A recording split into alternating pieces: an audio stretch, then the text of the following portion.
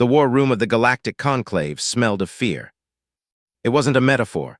The foreign secreted stress pheromones when anxious, and every single one of the 14 foreign delegates seated around the crescent table was absolutely terrified. The air recyclers couldn't keep up. Ambassador Yiel noticed it the moment she walked in, that thick, sour chemical blanket hanging over the room like a confession. 11 years. That's how long the Vreth Dominion had been eating the galaxy. Not conquering it, not occupying it. Eating it, stripping worlds of every resource, every structure, every living thing, folding it all into their vast biomechanical war machine and moving on to the next system. They didn't want territory. They wanted material, and they were very, very good at getting it. High Admiral Sareth Khan stood at the head of the table, his 4 arms clasped behind his back, his gray-scaled face unreadable. He had commanded fleets for 30 years. He had won battles that were supposed to be unwinnable. And now, staring at the holographic star map floating above the table, red spreading across it like a wound that wouldn't close, he looked like a being who had finally accepted something terrible. "The Fourth Armada is gone," he said, no preamble, no softening. Just the words dropped into the room like stones into still water. Someone made a sound that wasn't quite a word. 47 ships, Sareth Khan continued.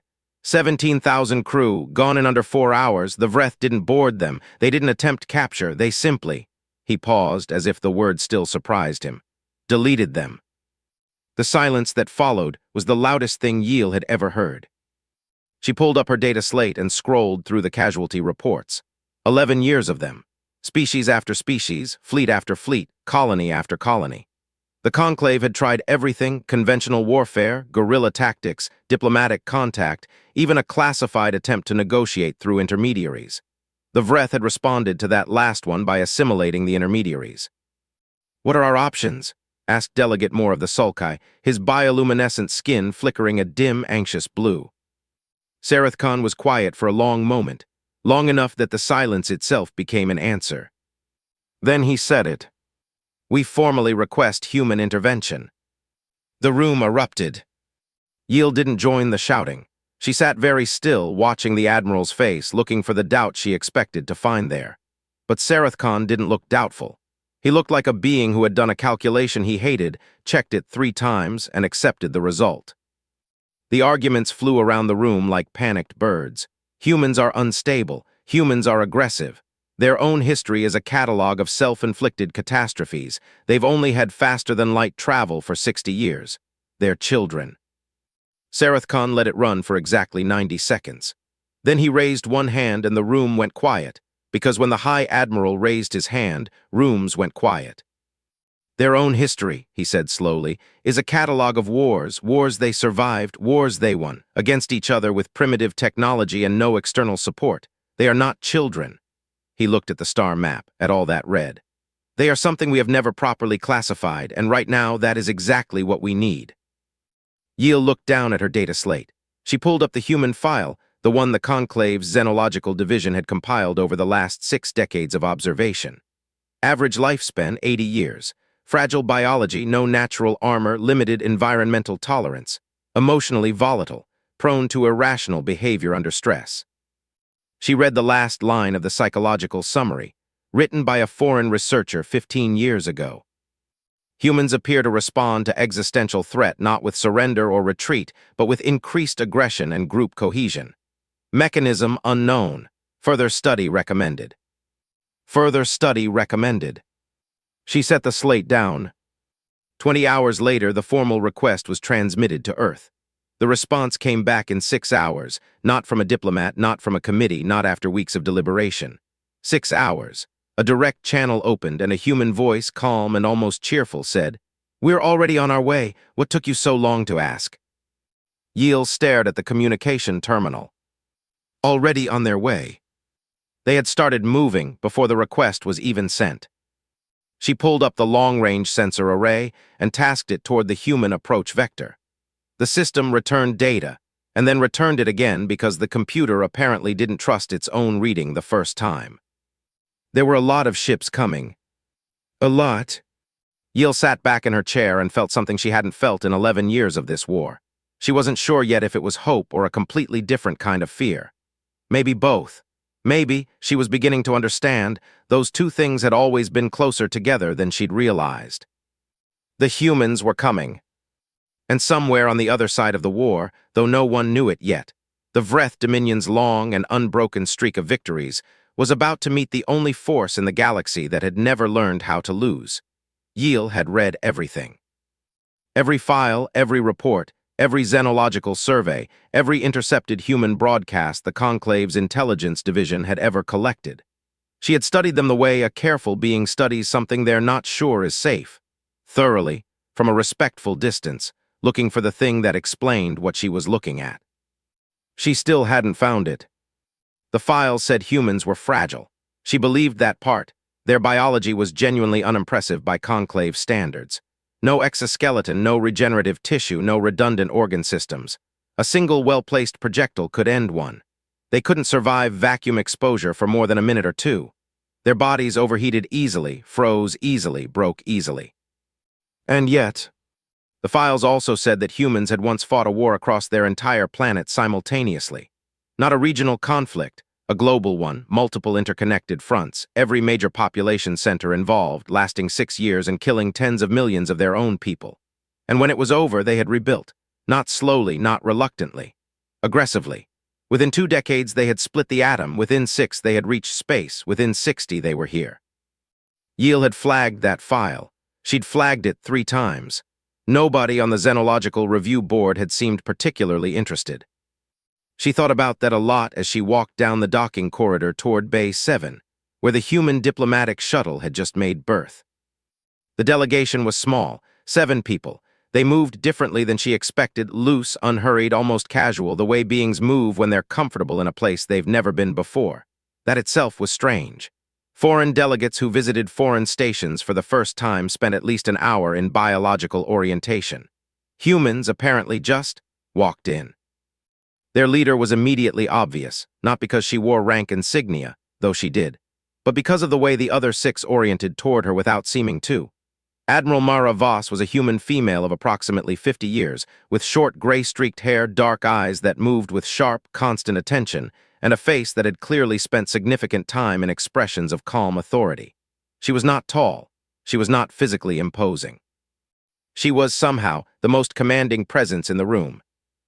Yiel stepped forward and extended her secondary hands in formal foreign greeting. Admiral Voss, I am Ambassador Yiel. On behalf of the Galactic Conclave, I welcome. Voss reached out and shook Yiel's primary hand. A human greeting. Yiel had read about it, but nothing had quite prepared her for the sensation. The grip was firm to the edge of pain, brief, decisive, like a punctuation mark. Ambassador, Voss said. Her voice was lower than Yiel expected, steady. How bad is it, really? Not the official briefing, the real number. Yiel blinked. Diplomatic protocol typically involved at minimum 30 minutes of formal pleasantries before any substantive discussion. She had a prepared welcome address on her data slate. 11 paragraphs. The real number, she said carefully, is that we've lost 62% of our pre-war fleet capacity. 19 colony systems have gone dark in the last 8 months. At current rates of Vreth advance, the Conclave's core systems are viable for approximately 3 years. Voss nodded once, the way someone nods when information confirms something they already suspected. She turned and said something in rapid English to the officer beside her, too fast for Yiel's translator to catch cleanly. But she picked out logistics, timeline, and a word she didn't recognize that made the other officers straighten slightly. Then Voss looked back at Yiel. 3 years is plenty, she said, simply, without drama. The way someone says it might rain or traffic was slow, just a fact she was offering. Yiel stared at her. Admiral, the Vreth have never been. Stopped, I know, Voss almost smiled, not quite. They haven't met us yet. It was not a boast. That was the thing Yiel kept coming back to later, lying on her sleeping mat in the dark, staring at the ceiling. It wasn't said with bravado or aggression or the performance of confidence. It was said the way a mechanic tells you what's wrong with your ship and what tool they're going to use to fix it. Pure, flat, operational certainty. Over the next 3 hours, Voss and her delegation went through the complete Conclave military briefing. 11 years of tactical data, fleet compositions, Vreth behavioral patterns, known weaknesses. The humans asked questions. Good questions. Specific questions that made Yil realize they had clearly already studied everything available before arriving and were now filling in the gaps. At one point, a young human officer, Yil caught the name, Lieutenant Chen, pulled up a Vreth formation pattern from the Battle of Kethoras and said quietly, almost to himself, "They always anchor the left flank. Every engagement, they anchor left." The Conclave's senior tactical officer, Commander Vriss, looked at him. "That data spans 11 years and 40 engagements. Our analysis teams never identified." 43 engagements, Chen said. "If you include the 3 Sulkai engagements that were classified and not in the shared database, 43 engagements, anchored left every time." He looked up. "That's not a coincidence, that's a vulnerability." Silence. Yil watched Voss, who was watching Chen with something that looked like quiet pride.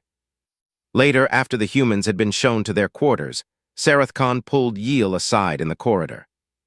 "Your assessment?" he asked. Yil thought about the handshake. The 3 years is plenty, the 43 engagements. "I think," she said slowly, "that we made a mistake." Sarath Khan's eyes sharpened, requesting their help. "No," Yil said, "waiting 11 years to do it. The long-range sensors picked them up first." It started as an anomaly, a gravitational distortion across 3 separate monitoring stations simultaneously, which by itself wasn't unusual near active war zones. Space did strange things near large concentrations of mass and energy. The Conclave's sensor operators logged it, flagged it for routine review, and went back to their stations. Then the distortion got bigger. Then it got much bigger. Operator Third Class Heen of the Sulkai was the one who actually looked up from his console and said, out loud, to no one in particular, "That's not an anomaly," because the read he was getting didn't look like a gravitational distortion anymore. It looked like what happened when a very large number of FTL drives disengaged simultaneously, which was something Heen had seen exactly once before, when the entire Conclave Third Fleet dropped out of faster-than-light travel during the defense of Marin Station. That had been 60 ships. Heen counted the contact signatures on his screen. Then he counted again. Then he flagged Admiral Sarath Khan for immediate bridge attendance, which was a protocol step he had never once used in 9 years of service. Sarath Khan arrived on the sensor deck in under 2 minutes. He looked at Heen's screen. He said nothing for a very long time. The human fleet materialized into real space in full formation, and the word formation is important here, because it wasn't the loose dispersal pattern most species used after FTL transit, the natural spreading out that happened when individual ships recalibrated after the disorientation of faster-than-light travel. These ships arrived already in formation. Tight, deliberate, geometrically precise. As if they had planned exactly where each ship would be the moment they dropped out of FTL, and had executed that plan to the meter. And the ships themselves. The Conclave's aesthetic traditions in warship design leaned toward efficiency expressed as elegance, smooth hulls, aerodynamic profiles that served no atmospheric purpose, but satisfied some deep species-wide instinct for visual coherence. Foreign ships were almost beautiful. Sulkai cruisers had a graceful sweep to their secondary hull arrays that artists had painted. Human warships looked like someone had decided beauty was a waste of tonnage. They were blocky, angular, brutalist in a way that seemed almost aggressive on its own before you factored in the weapons arrays. Their hulls were layered, not smooth plating but visible strata of armor, each layer a different composite, giving the ships a rough, unfinished look that Yil initially mistook for incomplete construction. She mentioned this to Admiral Voss, who was standing beside her on the observation deck, watching her fleet emerge from FTL with an expression of quiet satisfaction. "That's reactive laminate over ablative over structural," Voss said. "Each layer does something different. The outer one absorbs energy weapons, the middle one disperses kinetic impact, the inner one keeps the ship together when the first 2 fail." She paused. "They're designed to keep fighting after taking hits that would kill most ships." "After taking hits," Yil repeated. "We expect to get hit," Voss said as if this were obvious. "So we built for it." Yil looked back at the fleet. She started counting. She stopped at 300 because the number was still climbing and she needed to sit down. She found a console chair and sat down without asking permission. Sarath Khan appeared beside her. He had the fleet manifest on a data slate, and was reading it with the expression of a being whose brain was processing information that his life experience had not prepared him for. "Admiral," he said to Voss, his voice very controlled, "this manifest lists 2,417 warships." 2,419, Voss said. "Two medical frigates aren't on the combat manifest." 2,419, Sareth Khan said. "The Conclave's combined active fleet across all member species is approximately 900 vessels." "I know," Voss said. "We read your reports." "How?" Sareth Khan paused, recalibrated. "How long did it take to build this fleet?" Voss looked at him steadily. "After you lost the Fourth Armada and we started watching the engagement data, about 14 months. 14 months? We work fast when we're motivated." She looked back at her ships. "Admiral, your people have been fighting this war for 11 years. You're tired, you're depleted. You've been doing everything right and still losing because you're fighting a war of attrition against something that can absorb losses indefinitely." She turned to face Sareth Khan fully. "We don't fight wars of attrition. We find the throat and we cut it. Give me 6 months." Sareth Khan looked at her for a long moment. "And if you fail?" Voss considered this with what looked like genuine thoughtfulness, as if she was giving the question real intellectual respect. "Then you'll have lost 6 months," she said. "Given the current trajectory, that doesn't actually change your outcome." A pause, "But we won't fail." Again, not a boast, just information. On the sensor deck, Operator Heen had finished his count.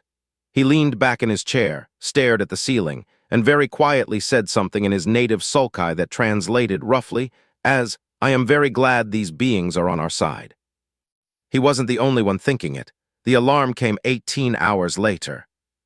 A Vreth force had emerged from the debris field of the Kethera system, the site of one of the Conclave's worst defeats, now a graveyard of twisted metal and frozen bodies, a place that every Conclave officer knew by name the way you know the name of a wound. The force was 47 ships, Vreth heavy assault configuration, the same class of fleet that had erased the Fourth Armada. Commander Vriss pulled up the engagement protocols immediately. Staged withdrawal to Meridian Station. Regroup behind the second defense line. Standard procedure, developed and refined over 11 years of surviving Vreth encounters by not engaging them directly. Admiral Voss looked at the tactical display for approximately 4 seconds. "All human fleet elements advance formation Delta," she said into the command channel. Her voice was the same tone she used to request morning reports. "Intercept course, full military thrust, weapons free on my mark." Vriss turned to her. "Admiral, protocol dictates." "I know what your protocol dictates," Voss said, not unkindly. "Your protocol was designed to preserve your fleet while retreating. I'm not retreating."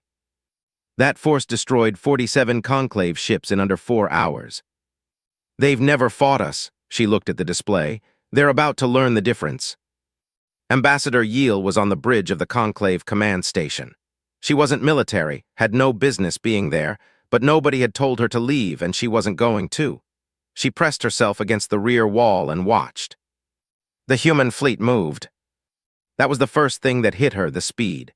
She had assumed that larger ships meant slower response times, more inertia, longer acceleration curves. Human ships moved with an urgency that seemed almost eager. They accelerated toward the Vreth force with a directness that looked, to Yiel's eyes, almost reckless. No probe ships, no feints, no cautious assessment of the enemy position. They just went.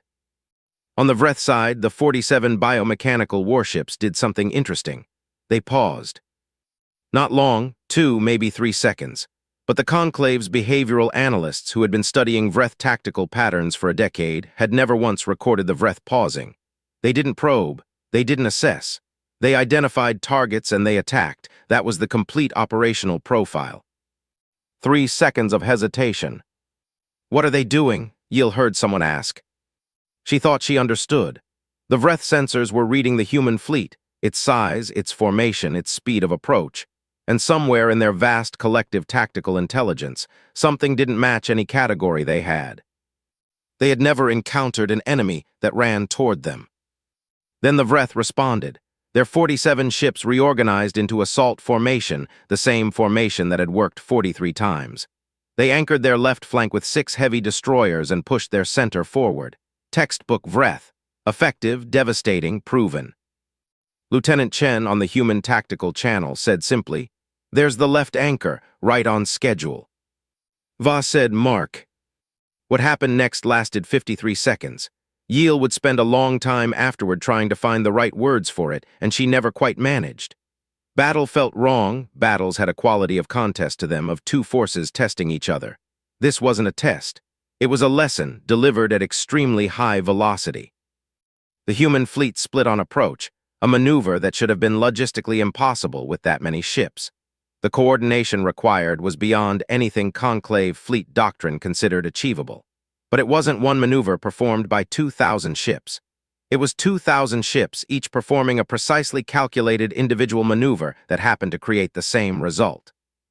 The left arm of the human formation hit the Vreth anchor flank, the reinforced side, the side the Vreth always protected, with such concentrated firepower that the 6 heavy destroyers were simply removed from the engagement before they could complete their first targeting cycle.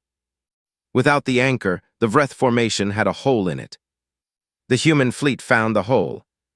Yeel stopped being able to follow the individual engagements because there were too many happening simultaneously. Conclave fleet actions had always felt, to her observer's eye, like two hands pushing against each other, opposing force, slow attrition, grinding. This felt like water finding cracks in stone. Everywhere the Vreth had a weakness, human ships were already there. Not reacting, already there. As if the human tactical computers weren't responding to Vreth movements, but predicting them seconds in advance. 53 seconds. The last Vreth warship went dark. The sensor display showed 47 dead ships, and a debris field expanding slowly in the silence of space. Yeel realized she had been holding her breath for the last 40 seconds. She let it out. The bridge of the command station was completely silent. Every conclave officer, every delegate, every analyst and operator and tactical advisor was standing completely still, staring at the display, processing what they had just seen. Through the open human command channel, barely encrypted, she heard it. The sound she would remember for the rest of her life, not the cold silence of professional soldiers post-engagement, not the grim relief of survivors. Cheering. Genuine, full-throated, joyful human cheering, rolling through the channel from ship after ship after ship. They were celebrating. After 53 seconds, they enjoyed it. For 47 seconds after the last Vreth warship went offline, nobody on the Conclave command station said a word. That's the part Yeel always mentioned when she told this story later. Not the battle, the silence after, the specific quality of it, the way 200 trained military officers and analysts simply stood and stared at a sensor display showing a debris field where 47 Vreth ships had been, and couldn't find a single thing to say. High Admiral Sarathkhan was the first. He reached up slowly with his upper right hand and removed his optical lenses, the corrective prisms he'd worn for 20 years, so familiar they'd stopped being visible to anyone who knew him. He set them on the console in front of him, looked at the display without them, slightly unfocused. Put them back on, as if checking that the image changed with and without them, as if performing a basic reality test. Commander Vriss had pulled up the engagement data and was reading through it in silence. Her finger kept stopping at the same point in the timeline. When someone finally spoke, Delegate Moore, the Sulkai, his bioluminescent skin cycling through colors too fast to read, he asked the question everyone was thinking. How many human ships were lost? Vriss looked up. 4, she said. Her voice was very controlled. 4 vessels sustained damage significant enough to require withdrawal from combat-ready status. No total losses. 4 ships out of 2,419. Against the fleet that had been destroying Conclave warships at a ratio of roughly 30-1 for 11 years. Moore's skin went a color Yeel had never seen on a Sulkai before. She checked her xenobiology reference. That particular wavelength corresponded to cognitive dissonance. The body expressing an emotion the mind couldn't categorize yet. She understood the feeling completely. On the human command channel, the cheering had organized itself into something. She realized, after a moment, that they were singing. Not all the same song, multiple songs, across multiple ships. A joyful, chaotic overlap of human music that the translation systems kept trying to process and failing, because music wasn't exactly language, and the context was apparently victory celebration following combat, which was not a scenario the Conclave's translation protocols had ever needed to account for. Yil found herself doing something strange. She was smiling. She didn't decide to, it just happened, the muscles moving on their own, responding to something underneath all the shock and awe and professional analytical distance. Something that had been absent for 11 years and had just walked back in through the door. Admiral Voss's voice came through the main channel, calm and businesslike amid all the celebration. Fleet status report. The reports came back one by one. Every ship checked in. Even the 4 damaged vessels. Their captains gave damage assessments with the brisk efficiency of people already thinking about what they needed to get back into the fight, not how recently they'd been hit. Casualty figures, Voss asked. 17 injured, no fatalities, Admiral. 17 injured, no fatalities, against a force that had produced casualty figures in the tens of thousands when it met Conclave ships. Yil pulled up the old reports. The 4th Armada. 17,000 dead in under 4 hours. She set it side by side with this engagement in her mind, and the numbers were so different they didn't feel like they belonged to the same category of event. Sareth Khan crossed the bridge and stood beside her. He was quiet for a moment, looking at the display. 11 years, he said, very quietly, not to her specifically, just out loud. We've been fighting them for 11 years. I know. We did everything right. Every doctrine, every adaptation, every tactical revision. We weren't losing because we were incompetent. He looked at the debris field. We were losing because we were fighting a force that was genuinely superior to us in every operational metric. Yes, Yil said. And then they had 53 seconds with humanity. She didn't answer because there was nothing to add. The political channel started going active. Delegates who hadn't been on the bridge were being briefed by their staff. Yil could see the message traffic spiking on her data slate, frantic, rapid-fire communications among Conclave member species, the chain reaction of impossible news spreading through layers of bureaucracy that had never had to process this particular kind of information. She also noticed something else, a separate channel, deeply encrypted, running between Conclave intelligence and a team she didn't have clearance to identify. She flagged it for later. Someone was already thinking about what this meant long-term, not for the war, but for the question of what you did with a species that could do this. That conversation was coming, she knew it, but it was not today's conversation. Today's was simpler. She opened a channel to Admiral Voss. The human commander answered immediately. Ambassador. Admiral, Yil paused, reaching for words that didn't feel inadequate. What you just did, what your fleet just did, in 11 years of this war we have not seen. I know, Voss said, not dismissively, gently. I read your files. How did you coordinate that maneuver? The split approach, the simultaneous flank engagement. Our models say the computational requirements for that kind of real-time coordination across 2,000 ships should be. We don't centralize the computation, Voss said. Every captain runs their own tactical model. They share data constantly, but they make their own decisions within the formation parameters. It's not one brain controlling 2,000 ships. It's 2,000 brains working the same problem simultaneously. A brief pause. Humans are very good at working simultaneously. Yil thought about that. The Vreth, she said carefully. They paused when they saw you coming. 3 seconds, Voss said. We clocked it too. They have never paused. In 11 years of engagement records. I know, and there was something in Voss's voice then, not triumph, something quieter. They paused because we didn't match any category they had. We were running toward them. A pause. That's when I knew how it was going to go. The moment an enemy is surprised by you, you've already won. The rest is just logistics.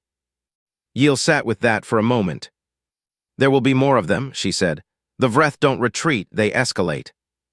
Good, Admiral Voss said simply. So do we. Vreth Dominion did not panic. Panic was not a concept that mapped cleanly onto their collective consciousness. The vast, distributed neural network that served as their command intelligence did not experience fear the way biological individuals did. It processed, it analyzed, it adapted. But something happened in the aftermath of Kethoras that had never happened in 11 centuries of Vreth conquest.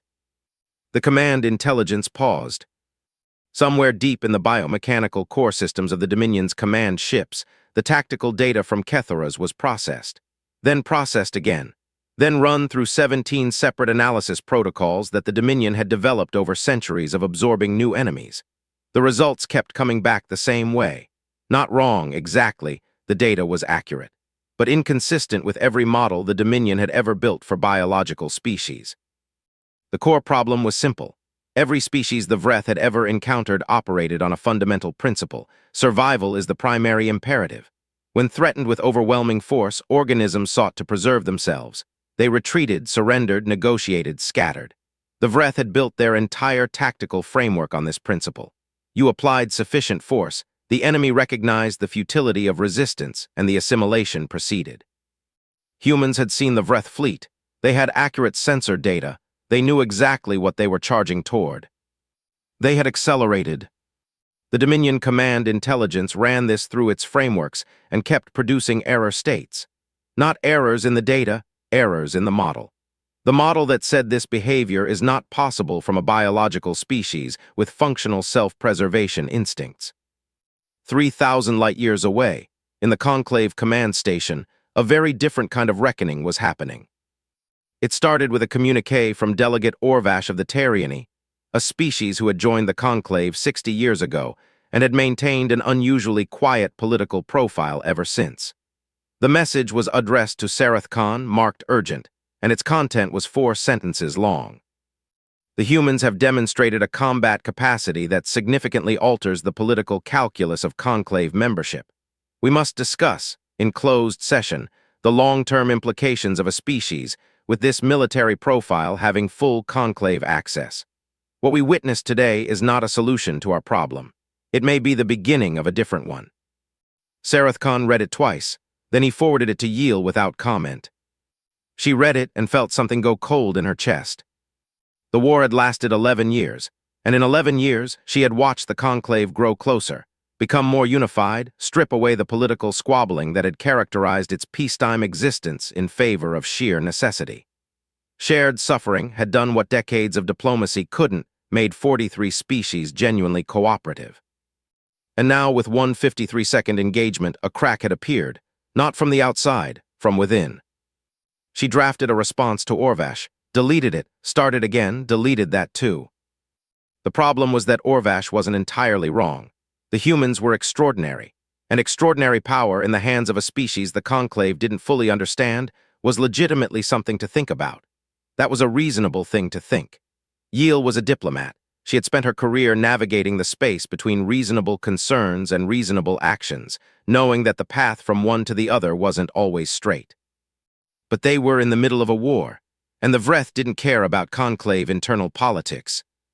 Admiral Voss arrived at the Conclave Council chamber the next morning. She had not been invited. The doors to the chamber were closed, the universal symbol of a session in progress, respected by every member species without exception. Voss had apparently decided the symbol did not apply to her because she opened the doors and walked in. There was a moment of complete, affronted silence. 43 species represented around a circular table, and every face, every ocular organ, sensory cluster, or equivalent structure turned toward her. She pulled a chair away from the observer's gallery, spun it around, sat on it backward with her arms folded across the back, and looked at the assembled conclave with an expression of patient attention. "I'm going to make a guess," she said pleasantly, "that this session is about us."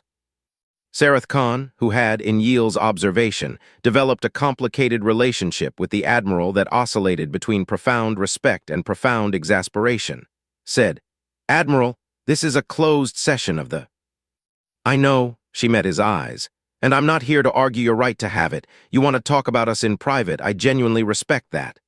She unfolded a data slate and set it on the table, sliding it toward the center. "But before you do, I'd like you to look at this first." No one moved for a moment. Then Delegate Moore reached out and pulled it toward him, looked at it, passed it to the next delegate without a word. It made its way around the table. Yeel, standing at the side of the room, couldn't see the display. But she watched the faces of every delegate who looked at it, and she watched what happened to those faces, and she started to have a very good idea of what she was seeing. When it reached Sareth Khan, he looked at it for a long time. This is a Vreth movement projection, he said. Our strategic analysis team ran it this morning, Voss said. Based on Vreth behavioral patterns across all known historical engagements updated with what we observed at Kethoras. Specifically the 3-second pause. She leaned forward slightly. They're regrouping for an escalation, bigger force, faster deployment. They don't know how to process what happened, so they're going to do the thing that has always worked, apply more. And this is their projected target, Sarath Khan said, looking at the display. Marin Station, Voss said. Within 72 hours, because it's the closest conclave installation with significant symbolic value, and because the fleet defending it is entirely non-human. The room understood the implication. Yiel watched Delegate Orvash's face, the concern that had driven that morning's closed session visible, and then slowly, carefully, diplomatically suppressed. We can defend it, Voss continued. But I wanted you to know 2 things. She held up one finger. First, the threat is real and time-sensitive, so if the discussion in this room is about whether to trust us, I'd suggest moving efficiently. A second finger. And second, and I mean this genuinely, your concerns are reasonable. Any concerns a species should have about a new military partner with significant capability are reasonable. So have the session. Have all the sessions you need. She stood, picked up the data slate.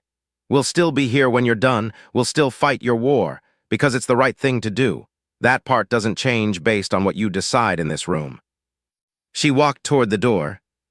Marin Station, she said without turning around. 72 hours will be positioned and ready. The door opened. Feel free to send a conclave fleet too if you want to watch. The door closed. The chamber was silent for a very long time. Then Sarath Khan looked around the table at 42 other species, and he said something that surprised even Yiel. I believe her. Battle of Marin Station lasted 4 minutes and 11 seconds. The Vreth had sent 300 ships, more than 6 times the force at Kethoras. It was the largest single Vreth deployment in 11 years of war. The Conclave intelligence analysts, watching the formation emerge from FTL on long-range sensors, had gone very still. The human fleet had sent 400. The Conclave fleet, 2 full battle groups, there because Sarath Khan had decided that feel free to watch, was an invitation he was going to accept, kept combat distance, and watched. What they saw would form the basis of 17 years of subsequent tactical doctrine. It wasn't just that the humans won, the Vreth had adapted. They'd changed their formation, broken the left tanker pattern, introduced new electronic countermeasure frequencies specifically tuned to disrupt the kind of distributed tactical network humans used. They'd done their analysis. They'd prepared. It hadn't mattered. Because when the Vreth adapted, the humans adapted faster. The countermeasures were identified, characterized, and routed around in under 30 seconds. The new formation was pressure-tested and broken at its weakest load-bearing point in under 2 minutes. The Vreth's escalation, the application of more force, the tool that had never failed them, ran directly into the one thing they still couldn't model for. Humans didn't have a ceiling. Every species the Vreth had ever encountered a ceiling, point maximum sustainable beyond which survival instinct took over. On the ceiling, apply pressure above it, watch the enemy break. The Dominion had the civil conquest on this principle. Humans, under increasing pressure, did not approach a ceiling. They escalated. They made them faster. Every loss made them more focused. The Vreth pushed harder, they pushed back harder. It was not a phenomenon the Dominion of intelligence had a category for. It kept searching the survival threshold response and kept finding something else entirely where that response should be. 4 minutes, 11 seconds, 3 Vreth ships gone. The Conclave fleet commander, Admiral Tech of the Foreign, transmitted a single and now. That was all 3 words. Sarath Khan read them and forwarded them to Yiel. She understood what it meant. Understanding abstracting it in 2 completely different things. Watching the human really fight at full extension changed something in you. Not just tactically, something deeper. Something that had to do with the question of what you believed was possible. Admiral Voss launched the offensive 16 hours later. 6 simultaneous fronts, not sequential, simultaneous. The Conclave's War Council reviewed the operational plan and the chief strategic analyst, a Terriani named Prex who had spent 20 years modeling Vreth engagement patterns, said it couldn't be done. The communication and coordination load across 6 separate theaters of operation was beyond any command architecture the Conclave had ever built. You could not effectively command that with any known system. Voss explained that they weren't using a centralized command architecture. Each front had a human admiral with full operational authority. Each of those admirals had grown up in a military culture that drilled independent decision-making at every level because humans, as a species, had learned a long time ago that centralized command failed catastrophically in high uncertainty environments. "You need people who can think," she said, "not people who can follow instructions well." The six-front offensive opened simultaneously at 400 station time, and within 18 hours the Conclave's war maps looked different for the first time in 11 years. Not marginally different, substantially different. Systems that had been lost were being contested again. Vreth supply lines, the vast biomechanical logistics networks that fed their war machine, were being cut in 4 places at once, forcing Dominion Command to choose which ones to protect and which to sacrifice. The Vreth had never been forced to make that choice before. They'd never been outpaced. The question of where to allocate finite resources was a question their tactical models weren't well built to answer because they'd never needed the models. Conclave fleets, reinvigorated, started moving. Yield watched the requests come in one by one, then in clusters, fleet commanders formally requesting attachment to human-led battle groups. Not because they were ordered to, because they wanted to be part of what was happening. Because watching the humans fight had reminded them of something they'd nearly forgotten over 11 years of strategic retreat. Winning was possible. That sounds too simple, but Yield, who had been watching the Conclave for 11 years, understood exactly how profound it was. 11 years of competent, brave, exhausting fighting that nonetheless ended the same way: retreat, regroup, hold the line. You could be brave and competent and still have the accumulated weight of 11 years of retreat living in you like sediment. The humans had dissolved that sediment in 4 minutes at Marin Station, and 16 hours later they were moving, and the whole Conclave was moving with them. The Vreth pulled back from the Kethera system on day 4. The Conclave War Council nearly missed it at first because it didn't match any known Vreth behavior pattern. They checked the data 3 times. Vreth ships were withdrawing, not destroyed, withdrawing, retreating. In 11 centuries of recorded Vreth history, they had never retreated. Prex stared at the data for a long time. Then she looked up and said very quietly to the room at large, "They're afraid." Nobody laughed, because looking at the data, looking at the war map, looking at the rate of change that had accumulated over less than a week since the human fleet arrived, nobody could argue with it. The species that had never been stopped had just encountered something they couldn't calculate an answer for. And the Dominion's collective intelligence, which had processed every enemy it had ever faced into a solvable equation, was looking at humanity and finding something that didn't resolve. On the 6th day of the offensive, a Vreth command ship, a vessel that the Conclave had never been able to get close to in 11 years, was caught out of formation by a human strike group. The captain of the lead human ship, a woman named Tors, had a 30-second window to engage and took it without waiting for authorization. The command ship was disabled and boarded. What the boarding team found inside would take xenobiologists a year to fully document, but the data cores were intact. And in those data cores was the complete record of Vreth strategic modeling going back 8 months, the point at which the Dominion's intelligence had first picked up signals indicating human fleet mobilization. The modeling files included a category marked, in Vreth notation, as unresolvable variable. The label translated to something that took linguists 3 weeks to render accurately into any Conclave language. The closest approximation in standard foreign was a phrase that meant, roughly, that which calculates to a result our models cannot represent, because the result falls outside the boundary of what we have defined as possible. The Vreth had a category for things that shouldn't exist. They had put humanity in it. Admiral Voss, when Yield showed her the translation, looked at it for a long moment without expression. Then she said, "Good." Vreth Dominion did not fall the way empires usually fall. Empires usually fell through conquest, the capital taken, the leadership captured, the flag pulled down and replaced. There was a moment, a specific, datable moment when one thing ended and another began. Historians liked those moments. They gave them names. The Vreth Dominion fell through collapse. It happened over 6 weeks. The six-front offensive became a 14-front offensive as conclave fleets, rearmed, remotivated, and operating alongside humanity with an efficiency that surprised everyone including the humans, pushed into Dominion territory with a persistence that the Vreth simply could not absorb. The Dominion's logistics network was cut in 9 places. Supply chains failed. The vast biomechanical war machine that had consumed star systems for 11 centuries found itself unable to source the raw material it needed to sustain itself. But the operational factor wasn't what broke them. What broke them was happening inside. Every species the Vreth had ever assimilated retained, somewhere in the process, a fragment of original consciousness. The Dominion had never worried about this because it was never enough, too small, too suppressed, too buried under the biomechanical overlay that served as the Vreth's collective identity. The remnants didn't resist. They had never had a reason to try. They were watching the humans. Yield wasn't there when it started, nobody was, because it started in distributed pockets across dozens of star systems simultaneously. But the intelligence reports that came in over 3 weeks told the story.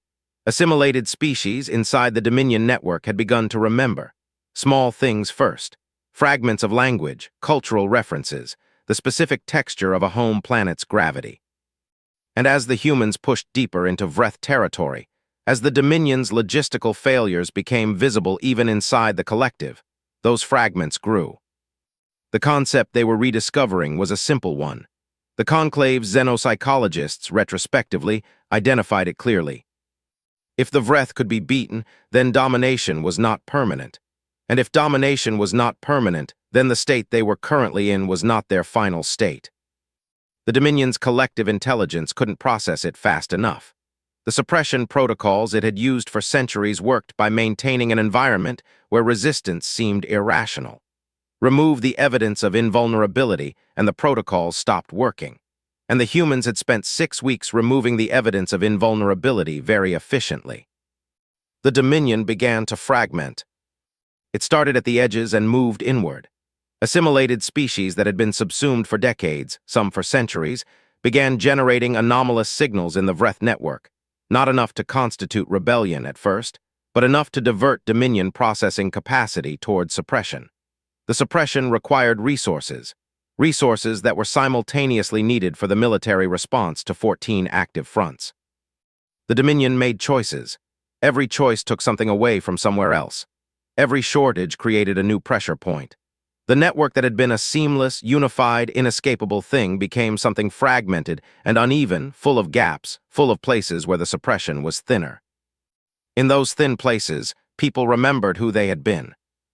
On the 51st day of the offensive, the Vreth Dominion's command intelligence transmitted something on a frequency the Conclave had monitored, but never received a meaningful signal on. Every xenolinguist on the analysis team spent 16 hours on it. When the translation came through, it was 2 sentences.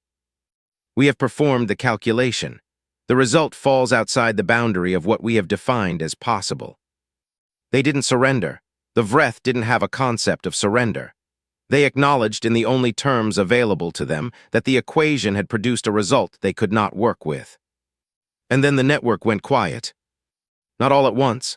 Station by station, fleet by fleet, the Vreth command signal, the vast coordinating intelligence that had been the connective tissue of the Dominion, went offline. Without it, the individual biomechanical units defaulted to self-preservation protocols, which meant ceasing offensive action.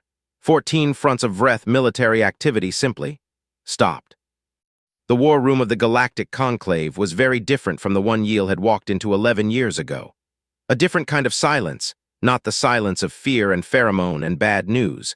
Something else. Something it took her a moment to identify. She identified it as the silence of people who were waiting to believe something before they let themselves feel it. The final briefing was held in the Grand Assembly. Every conclave species represented. A room built to hold the weight of great decisions, and it was holding one now, the decision to formally recognize that the war was over. The data supported it. The fronts were quiet. The assimilated species who had been inside the Dominion were transmitting on every frequency they could reach, a cacophony of voices using languages that hadn't been heard in decades. High Admiral Sarathkon stood at the podium. Admiral Voss stood beside him. The two of them made a strange picture, the gray-scaled veteran of 30 years command, and the compact, gray-haired human woman who had arrived 5 months ago and changed everything. Sareth Khan said what needed to be said. The formal words, the military confirmation, the recognition of Allied contribution, the acknowledgement of sacrifice. He said it well. He had always been good at the formal words. Then he stepped back from the podium, and he did something that was not on the agenda.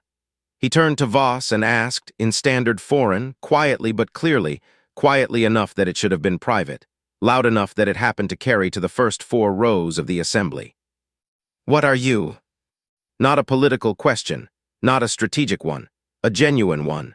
The question of a being who had watched something happen that he didn't have a complete framework for and was asking the source to help him understand. The room went still. Voss looked at him for a moment. Then she looked out at the assembly, 43 species, representatives of every civilization that had survived 11 years of a war they had been losing. And then she looked past them, in the way people do when they're looking at something that isn't physically in the room. She was quiet long enough that Yil thought she wasn't going to answer. Then she said, "We're the ones who showed up." Simple, unadorned, no mythology around it, no reaching for grandeur. Sareth Khan nodded slowly as if that answered the question, and maybe Yil thought it did. Not completely, not in a way that resolved everything, but in the way that actually mattered. Afterward, in the corridor, Yil fell into step beside Voss. The human was quieter than usual, not subdued, thoughtful. The way people get when a thing they've been working very hard toward has just ended, and they're recalibrating to a world where the hard work is over. "What happens now?" Yil asked. "For Earth, for humanity." Voss considered it for a few steps. "We go home, we rebuild what we can help rebuild, we figure out what the Conclave needs from us that isn't military." She paused. "There's a lot of work that wasn't possible while there was a war on. And the Conclave's concerns, the political ones. They're still valid." Voss's voice was even. "They should always have oversight on any species with significant military capacity, including us, especially us." She looked at Yil sideways. "That's actually something we've thought about a lot." Yil was quiet for a moment. "The xenological records are going to be updated," she said. "Your classification." "Oh, they're retiring the old one." Yil pulled up her data slate and showed her. The new entry was brief, formal, understated in the way that formal conclave documents always were, which made what it said no less significant. Voss read it again. Something moved in her face, not quite a smile. Classification, Apex Warborn, first and only designation, applied to Homo sapiens. Criteria, demonstrated capacity for sustained offensive engagement beyond all modeled parameters. Noted characteristic, escalatory response to existential threat. Exceptional group cohesion under pressure. No known ceiling on aggression under provocation. Additional note appended by Ambassador Yil, Conclave Diplomatic Corps. They came when asked. They stayed until it was done. They asked for nothing in return except the right to fight. In 11 years of this war, this may be the most important thing we failed to understand about them, that they weren't fighting for territory or resources or advantage. They were fighting because we needed them to. That, more than any combat record, is what makes them what they are. Voss handed the slate back without a word. They walked the rest of the corridor in comfortable silence. The particular silence of two people who have been through something large together and don't need to fill the space with words. Outside, through the station's viewports, the stars were the same stars, unchanged, indifferent to wars and species and the small, fierce things that lived between them. But somewhere out there, on 40 worlds that had gone dark, the Vreth signal had stopped, and something older was waking up, voices finding the frequencies they used before the Dominion silenced them, names being spoken aloud for the first time in decades. And somewhere on a pale blue planet that had never really understood how extraordinary it was, people were living their ordinary lives without knowing that they had already done the most important thing. They had shown up. And